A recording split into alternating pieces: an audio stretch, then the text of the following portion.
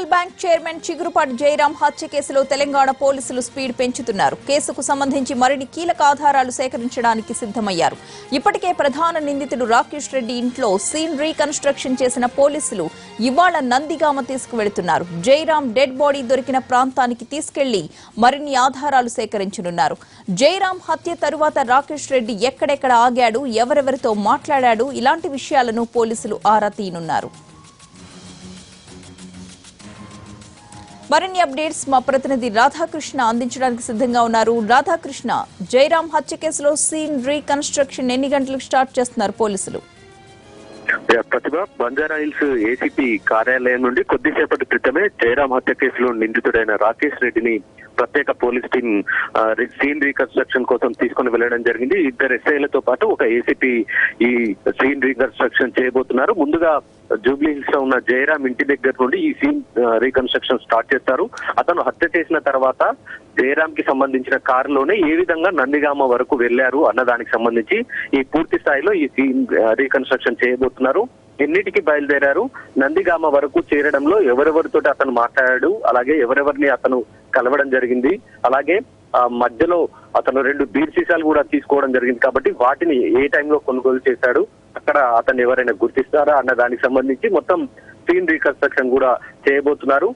ఇవాళ మధ్యాహ్నం తర్వాత వాళ్ళు నందిగామ వరకు వెళ్లే అవకాశం మనకు కనబడుతుంది. మరొక వైపు ఈ కేసులో ఇప్పటికే శ్రీనివాసన్ కూడా అరెస్ట్ చేశారు. కానీ రాకేష్ రెడ్డిని ఒక్కరిని మాత్రమే ఇప్పుడు ఈ సీన్ రీకన్స్ట్రక్షన్ కోసం కూడా తీసుకొని వెళ్లడం జరిగింది. మరొక వైపు ఈ జయరాం హత్య కేసులో మొత్తం రాకేష్ రెడ్డి, శ్రీనివాస్ తో పాటు మరొక ఇద్దరు హస్తం ఉండొచ్చు అనేది ప్రధానంగా పోలీసులు మొదటి నుండి కూడా అనుమానం వ్యక్తం చేస్తున్నారు. ఇప్పటికే 50 మందికి పైగా కూడా అనుమానితులను విచారించడం జరిగింది. ఇందులో ఇంకొక ఇద్దరు మాత్రం ఎస్ఆర్ నగర్ కు చెందిన నగేష్ తో పాటు విశాల్, వీళ్ళిద్దరిని కూడా 3 రోజుల క్రితం అదుపులోకి తీసుకుని వాళ్ళిద్దరిని కూడా విచారించడం జరిగింది. ఇందులో జయరాం హత్య కేసులో వీళ్ళిద్దరి పాత్ర ఉన్నట్లు కూడా చాలా స్పష్టంగా ఆధారాలు సేకరించిన పోలీసులు వాళ్ళిద్దరిని కూడా నిన్న సాయంత్రం అరెస్టు చేయడం జరిగింది. ఇప్పటి వరకు మొత్తం జయరాం హత్య కేసులో 4గురిని ఇప్పటి వరకు అరెస్టు చేశారు. ఇంకా అరెస్టులు కొనసాగే అవకాశం కూడా కనబడుతుంది. మరి ఇప్పుడు ఈ సీన్ రీకన్స్ట్రక్షన్ తర్వాత తిరిగి హైదరాబాద్ కు తీసుకొని వస్తారు రాకేష్ రెడ్డిని. ఆ తర్వాత మళ్ళీ ఒకసారి అతన్ని పూర్తి స్థాయిలో విచారించే అవకాశం ఉంది. ప్రతిభ, అయితే రాధాకృష్ణ, అతను హత్య చేస్తూ ఉన్న సమయంలో అలాగే దానికి ముందు జయరాంతో బాండ్ల మీద సంతకాలు పెట్టించుకుంటున్నప్పుడు ఇదంతా కూడా వీడియో తీసుకున్నారని పోలీసులు చెప్పారు కదా. ఆ వీడియోలో ఆ సమయంలో ఆ ఇంట్లో ఎవరెవరున్నారు? ప్రతిభ, దీనికి సంబంధించి ప్రధానంగా అంటే ఇతను రాకేష్ రెడ్డి, నగేష్ తో పాటు విశాల్ ని ఆ సమయంలో తన ఇంటికి పిలిపించాడు. వాళ్ళతోటి అతన్ని బెదిరించి బాండ్ పేపర్ల పైన సంతకాలు పెట్టించుకున్నారనేది స్పష్టంగా ఆధారాలు సేకరించారు పోలీసులు. దానికి సంబంధించే వీడియో ఫుటేజ్ ను కూడా పరిశీలిస్తున్నారు. అలాగే అతను బాండ్ పేపర్ల మీద సంతకాలు పెట్టించుకున్నట్లు కూడా అక్కడ ఉన్న నగేష్, విశాల్ కూడా పోలీసులకు చెప్పినట్లు కూడా తెలుస్తుంది. దీనిలో భాగంగానే వాళ్ళని అరెస్ట్ కూడా చేయడం జరిగింది. అలాగే ఆ వీడియో ఫుటేజ్ ను కూడా పూర్తి స్థాయిలో ప్రస్తుతం పోలీసులు పరిశీలిస్తున్నారు. అందులో రాకేష్ రెడ్డి, విశాల్, నగేష్ లతో పాటు ఇంకా ఎవరెవరు ఉన్నారన్న దానికి సంబంధించి కూడా ఆధారాలు సేకరిస్తున్నారు. ఇందులో ఎవరి హస్తం ఉన్నా కూడా మిగతా వారిని కూడా అరెస్ట్ చేసే అవకాశం కనబడుతుంది. అలాగే హత్య చేసిన తర్వాత అతను మిగిలిన 5గురు పోలీసులతోటి ఇతను మాట్లాడినట్టుగా కూడా సెల్ ఫోన్ కాల్ డేటా ఆధారంగా పోలీసులు ఆధారాలు సేకరించారు. ఇప్పటికే ఈ కేసులో నల్లకుంట సిఐతో పాటు ఇబ్రాహీంపట్నం ఏసీపీ మల్లారెడ్డి వీళ్ళిద్దరిని కూడా ఇప్పటికే వేటు వేశారు, అంటే బదిలీ చేయడం జరిగింది. వాళ్ళని కూడా ఈ కేసులో విచారించబోతున్నారు. వీళ్ళిద్దరితో పాటుగా మరొక 3 పోలీసు అధికారులని, మొత్తం 5గురు పోలీసు అధికారులని ఇవాళ పోలీసులు విచారించబోతున్నారు. రాధాకృష్ణ, రాకేష్ రెడ్డి నేపథ్యం చూసుకున్నట్లయితే అతను ల్యాండ్ కబ్జాలు చేయడం, సెటిల్మెంట్స్ చేయడం, పెద్ద పెద్ద లీడర్స్ కి ఏదైనా ప్రాబ్లమ్స్ ఉంటే వాటిని సాల్వ్ చేయడం, ఇట్లాంటి పనులు చేసేవాడు. ఈ క్రమంలో చాలా మంది బిగ్ షాట్స్ తో అతనికి పరిచయం ఉంది. కానీ జయరాం విషయం వచ్చేటప్పటికి అతని ఆస్తుల్ని సొంతం చేసుకోవాలి అని ఎందుకు అనుకున్నాడు? అసలు దీని వెనుక ఎవరు, దీనికి సంబంధించి వ్యూహ రచన పన్నింది ఎవరు? ఇలాంటి విషయాలు ఏమైనా పోలీసులు కనుగొన్నారా? ప్రతిభ, ఇతను రాకేష్ రెడ్డి మొదటి నుండి కూడా పూర్తిగా వివాదంగానే ఉంటున్నాడు.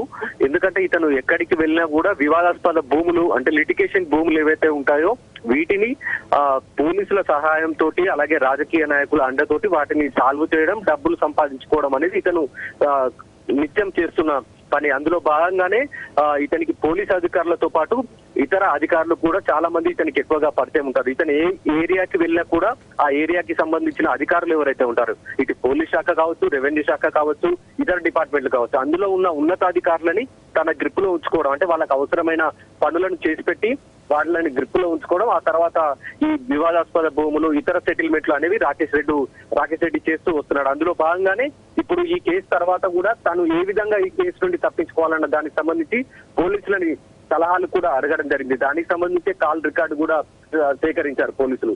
ఇప్పుడు రాకేష్ రెడ్డికి సంబంధించి కూడా ఈ కేసులో, అంటే ప్రధానంగా జయరామ్ సంబంధించిన కేసులో ఎందుకు అతని ఆస్తి మొత్తము స్వాధీనం చేసుకోవాలనుకున్నాడు, ఎందుకు అతను బాండ్ పేపర్ మీద సంతకాలు పెట్టించుకున్నాడు అన్న దానికి సంబంధించి ఇంకా విచారణ కొనసాగుతుంది. ఇందులో ఇప్పటికే ఆరోపణలు ఎదుర్కొన్న జయరాం మేనకోడలు శ్రీకా చౌదరి కూడా ఉంది.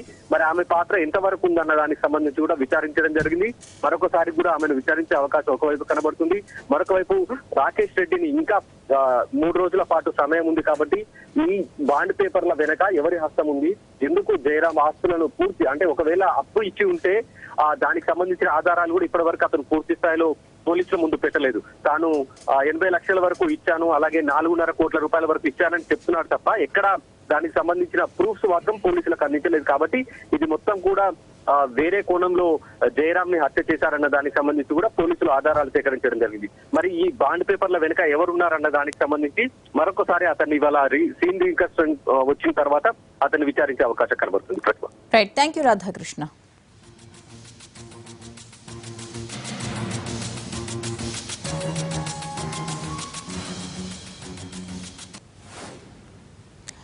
మహారాష్ట్ర లోక్సభ ఎన్నికల్లో బీజేపీ శివసేన పొత్తు ఖరారైంది. త్వరలోనే జరగనున్న లోక్సభ ఎన్నికలతో పాటు ఆ తర్వాత వచ్చే అసెంబ్లీ ఎన్నికల్లో కూడా కలిసి పోటీ చేయడానికి 2 పార్టీల మధ్య అవగాహన కుదిరింది.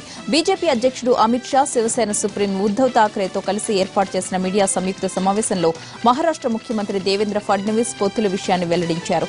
48 పార్లమెంట్ సీట్లలో శివసేన 23, బీజేపీ 25 సీట్లలో పోటీ చేస్తాయని తెలిపారు. దేశ ప్రయోజనాల కోసమే పొత్తు నిర్ణయం తీసుకున్నామని, 2019లో తిరిగి ఎన్డీఏ ప్రభుత్వం అధికారంలోకి రావడం ఖాయమని ఆయన ధీమాను వ్యక్తం చేశారు.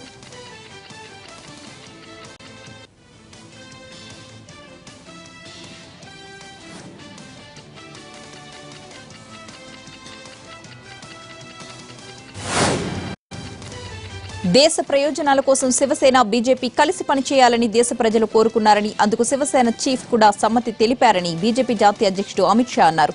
ఇందుకు కాసు ఉద్దవ్కు కృతజ్ఞతలు తెలుపుతున్నానని పేర్కొన్నారు. లోక్సభ ఎన్నికల్లోనే కాకుండా రాబోయే అసెంబ్లీ ఎన్నికల్లో కూడా 2 పార్టీలు కలిసి పనిచేస్తాయని చెప్పారు.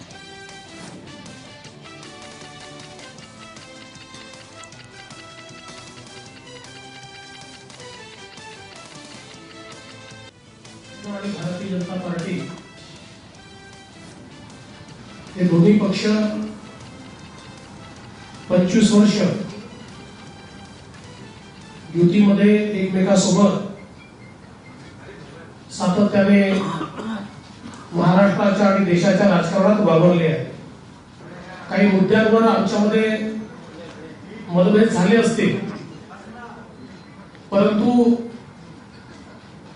सैद्धांतिक दृष्ट्या हे दोन्ही पक्ष हिंदुत्ववादी पक्ष आहेत आणि त्यामुळे आमचा मूळ विचार हा मात्र सारखा राहिलेला आहे. आम्ही पुन्हा या ठिकाणी लोकसभा, विधानसभा सर्व निवडणुकांकरता एकत्रित येण्याचा निर्णय घेतलेला आहे. దేశీయంగా తయారైన తొలి semi high speed train Vande Bharat express తొలి పరుగు గంటన్నర ఆలస్యమైంది. ఆదివారం తొలిసారి కమర్షియల్ గా ప్రయాణాన్ని ప్రారంభించిన ఈ రైలు పొగమంచు కారణంగా గంటన్నర ఆలస్యంగా గమ్యానికి చేరుకుంది. ఢిల్లీ నుంచి ఆదివారం ఉదయం బయలుదేరిన ఈ రైలు మధ్యాహ్నం 2 గంటలకు వారణాసి కంటోన్మెంట్ స్టేషన్ కి చేరుకోవాల్సి ఉండగా గంటన్నర ఆలస్యంగా చేరుకుంది.